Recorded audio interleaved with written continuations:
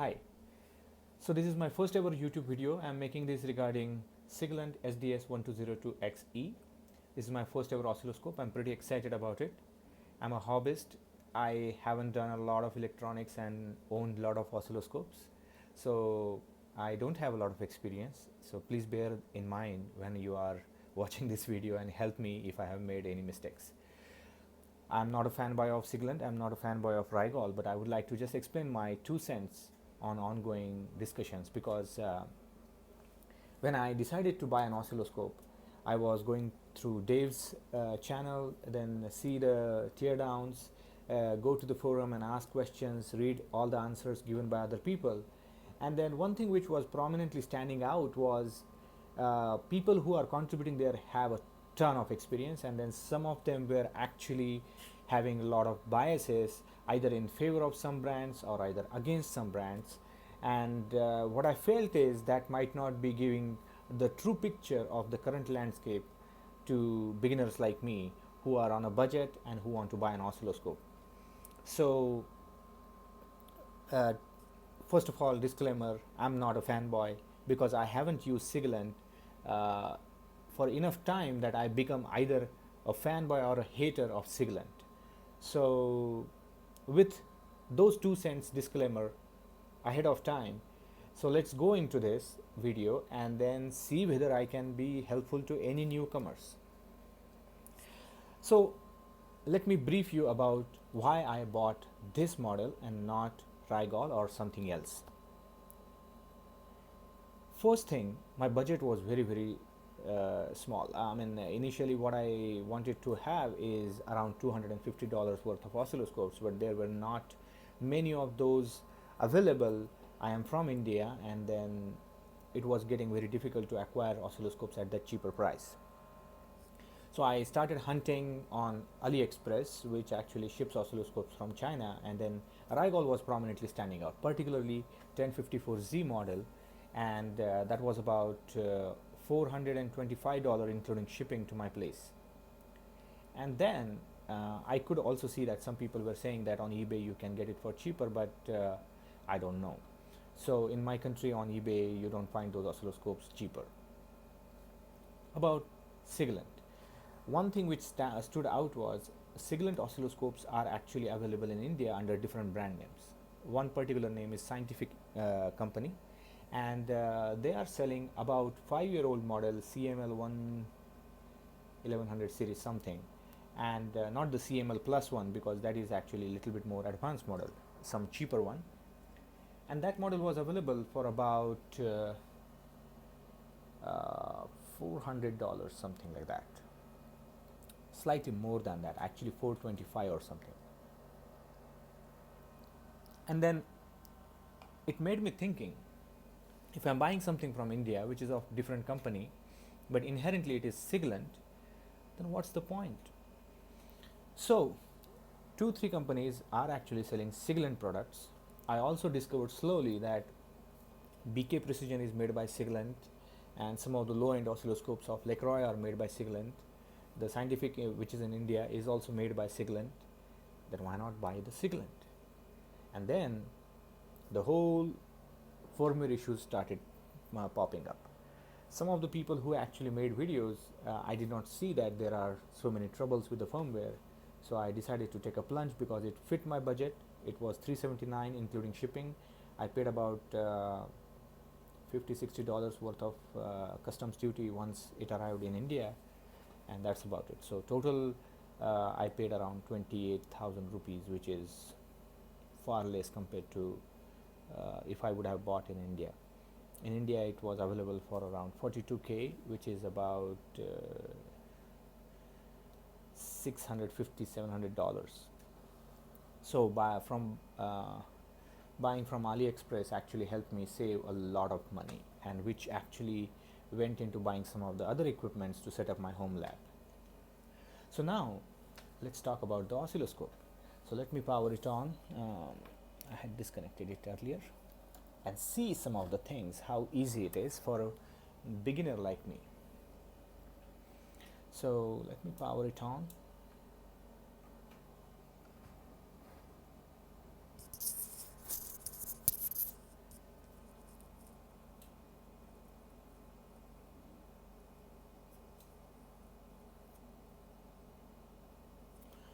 So few things.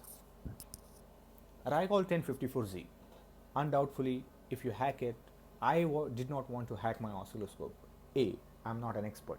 B, if something is broken there, I have to live with it, and I don't have that kind of money where I can just like blow up a $350 oscilloscope and just be okay with it.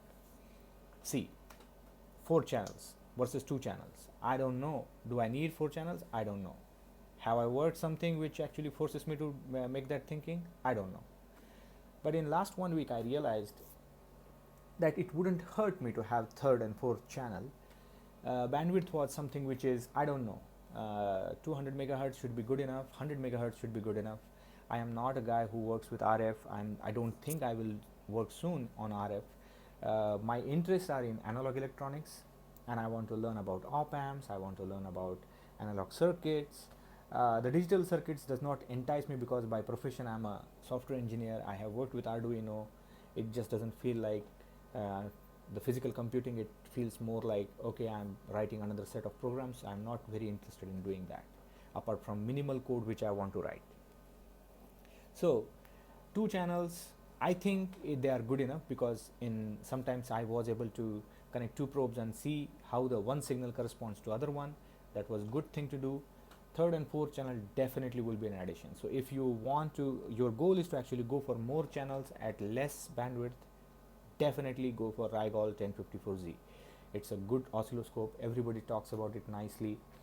I mean, if I have budget and I am looking for second oscilloscope, definitely I will not buy Siglent one more time. I will actually go and buy Rigol, not because of I hate Siglent. It's because that diversity, and then I'm sure Rigol is going to respond to this oscilloscope using their one of their competition oscilloscopes in better specs or something like lower price point. So right now I'm happy with this oscilloscope for 1 week. So let's talk about it and see some examples. So what I have done is I have actually set up some signals. So let's see.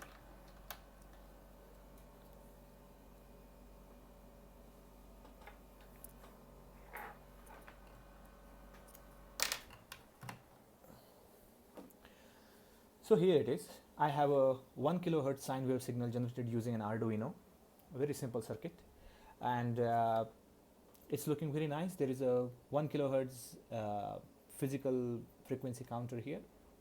Sorry, physical hardware frequency counter here. And then what you can do is basically it's a very nice 7-inch display. It worked very fine. And then I also have another signal which is actually slightly higher bandwidth. So let me hook to that as well and turn it on.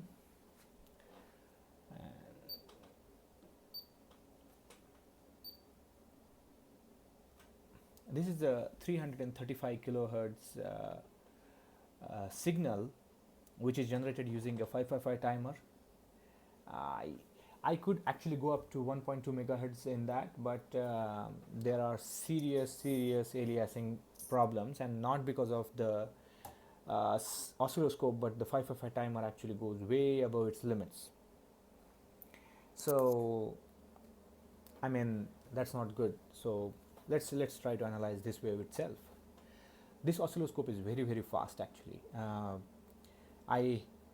Now you must be thinking, what is the reference point for you, because you haven't used many other oscilloscopes. But what happened is, when I was curiously watching a lot of videos, I could see that once the waveform connects, the way oscilloscopes respond to something in videos, and I found that this oscilloscope was not that sluggish. I mean, I didn't know earlier, so I went back and watched those videos where either Rigol 1054 or something like older Tektronix or Agilent oscilloscopes which were there. Agilent was very fast, but I think maybe the signal which they were actually working with was complex, so it could have taken a little bit more time. I just felt like, and this 350 kilohertz, does it strain enough to oscilloscope? I don't know. I don't have a signal generator which actually makes a 50 megahertz wave, so I don't know, but you can tell me. So when it comes to actually seeing data, it's very fast. Look at that. It's very responsive. There is a distinct click when I am actually rotating the wheel, so it feels nicer, and I know for sure that there is a one click change. uh, the interface, I liked it a lot. By the way, for last 5 days I have I can actually show you. I have actually started this 25 times. This means nothing, but every time I have started, I used it for like at least half an hour. So there is 10-12 hours worth of time spent on this oscilloscope, and I can assure you that from the basic stuff which I was doing is reading waveforms, it never crashed.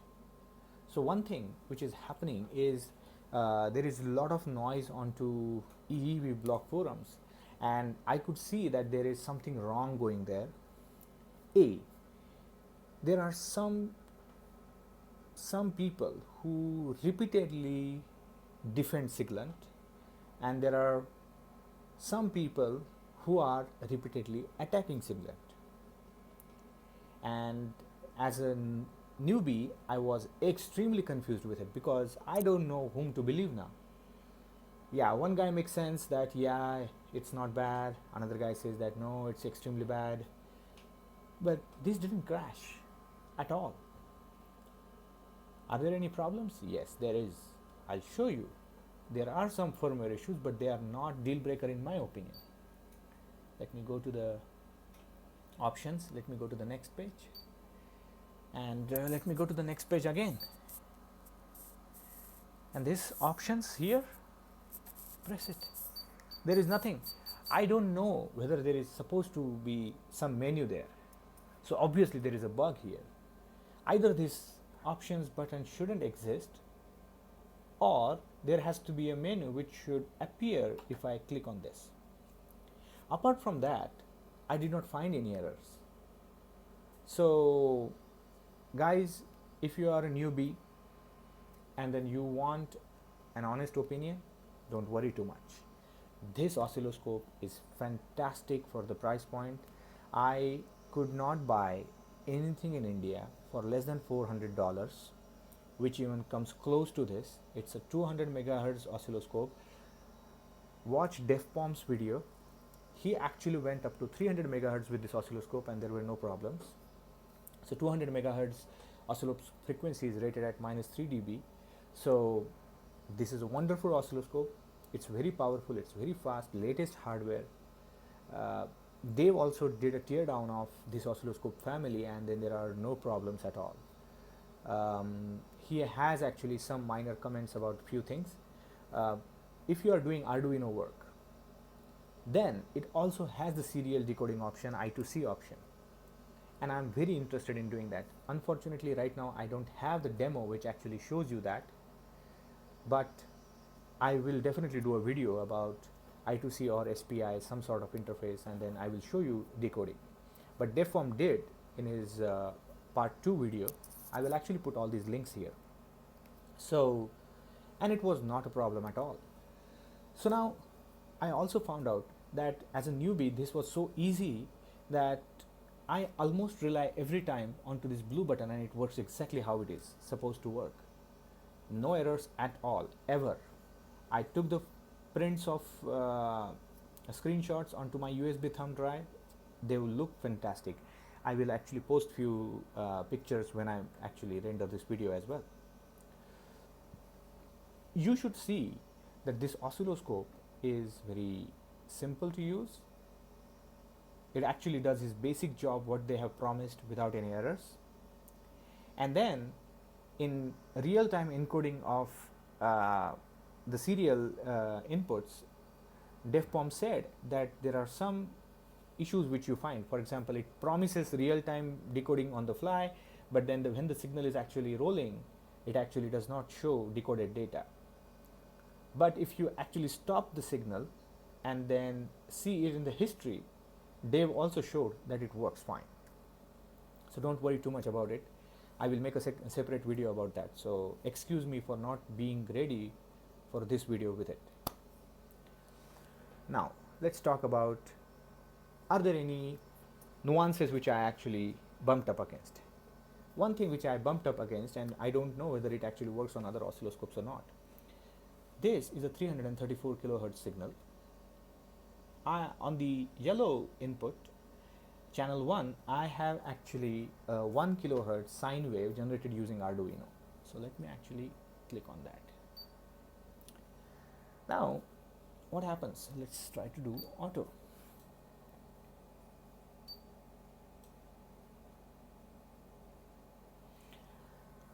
See, what happened is now oscilloscope picked up the channel 1 wave, and channel 2 wave is actually kind of a continuous band because it's much higher frequency wave.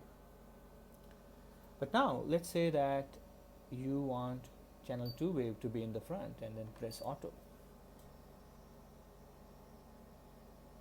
No luck. So, and it does not even show that.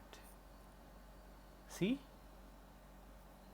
nothing is happening here. I am not able to see the wave. But now if I turn off this wave and actually do auto setup again, it works fine. There is no problem. So, but this does not happen if I have another 1 kilohertz wave, which is a square wave or something like that. So this problem happens when there is only a way higher frequency wave onto different channel and this. So I don't know, people, please reply if this is common and it happens with all the oscilloscopes, but I don't know. If you actually put it on a single channel, it works fine, but if you actually put it on 2 channels and then do auto, it gives some, now it gave preference to oh, it's there, it was just in the background. So if people are referring to these firmware issues as big deal breakers, I wouldn't, because I also figured out that the chances of actually having two very radical two different types of waveforms, and I want correlation of one waveform with the other, are not going to be that common. But I used two waveforms together which were actually similar frequency because I wanted to do juxtaposition of that signal when I was doing another circuit of capacitor discharge, where I was passing a 1 hertz signal to discharge the capacitor and then see the charging curve of a capacitor. So at that time I wanted the juxtaposition of capacitor charge curve with respect to Arduino's 1 hertz signal, and then it worked beautifully there. And in that situation the auto button was also working. So if people are referring to these type of issues as the deal breakers, please don't be worrying about these. Yeah, they might be there, but I wouldn't worry too much about it. For beginners, you are not going to have any problem. And then the Rigol 1052 oscilloscope, which is actually another 2 channel, I don't think there is a comparison between this oscilloscope and that one, because A, this is actually much more higher frequency, better specs. By the way, this is a very good built oscilloscope. It doesn't feel cheap. So it's actually a very good oscilloscope in my opinion. I mean, when I opened it up and I held it in my hand, it didn't feel like a cheap equipment. But I can tell you that even from videos of people, the Handtech equipment which was available there, the buttons were not in a perfect groove. These soft touch buttons were actually bleeding a lot of LED light from different angles. There were so many issues which I could even observe from video, so I don't even want to explore if I physically hold a Handtech oscilloscope, is it going to be this good? So that's my short video. No offense to all the senior people of the internet community. They are helping a lot to people, to educate them, to give them guidance and advice. But sometimes when you are looking all the advice in one go, it was a little bit overwhelming, and I didn't know whether this oscilloscope is going to fit my needs. But even if I have this oscilloscope without any serial decoding functionality which works flawless, I will still advise all the beginners to go and buy this oscilloscope if this fits your budget, because this works good for all the basic functionalities of oscilloscope, and then I am sure it does more. So there are some comments where people actually made that life is too short to waste time on stupid oscilloscopes like that. Yes, I agree, life is too short. But then we put up with Apple iOS bugs all the time, and Androids, and then everything. I mean, like, which software you find today is bug free? This, and I also see that Handtech will have a lot of bugs. People complain about it. Rigol has bugs, and some people also mentioned that their interpolation is not working very well. I don't know. I haven't used Rigol, so I don't know about it. And I'm sure they have fixed it. It's not as bad, because every single guy whose channel I love, like Great Scott, now he's using a Keysight, but earlier he had a Rigol, and then his videos were fantastic, and I'm sure he would have at least complained once that his oscilloscope is not doing good. Then AVE, he has a Rigol. I know that there are a bunch of Rigol oscilloscopes with Dave, so I'm sure those are good too. Whatever fits your budget, please guys go ahead and buy it. Don't feel down if you have bought a Siglent or Rigol. There are bugs everywhere, and this video is not meant to be offense to any senior people. I always admire your advice. EEV blog has been one of the most fundamental, and like, I don't know whether there is any other comprehensive resource like that which I have come across. So thank you, YouTube, all the members and everyone. I love watching your videos, and then this is just an attempt to explain to beginners like me a perspective from another beginner. Thank you.